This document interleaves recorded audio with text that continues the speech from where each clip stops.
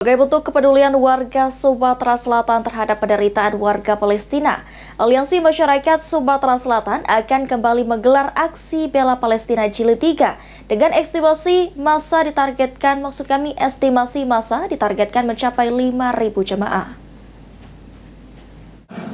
Insyaallah di Ahad ini 16 Februari.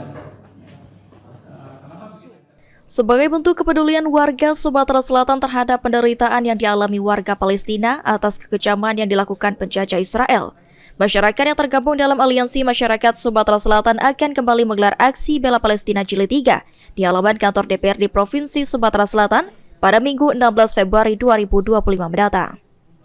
Konsultasi aksi bela Palestina sekaligus Direktur Kuproh Indonesia, Ali Amri mengatakan dalam aksi bela Palestina diprediksi akan dihadiri oleh 5.000 jemaah dari semua kalangan dan lapisan masyarakat dengan target donasi terkumpul mencapai 1 miliar rupiah.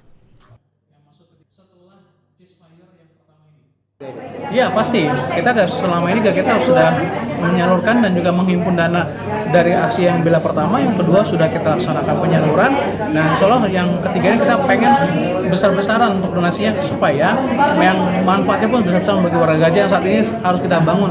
Gaza yang sudah hampir 100% hancur lebur, berantakan dijajah oleh Israel.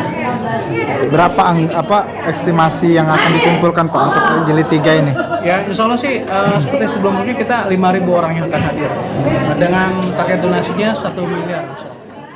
Agenda aksi bela Palestina Jilid 3 nantinya juga akan dilakukan pengibaran bendera Palestina di halaman kantor DPRD Provinsi Sumatera Selatan dengan panjang ukuran bendera mencapai 100 meter.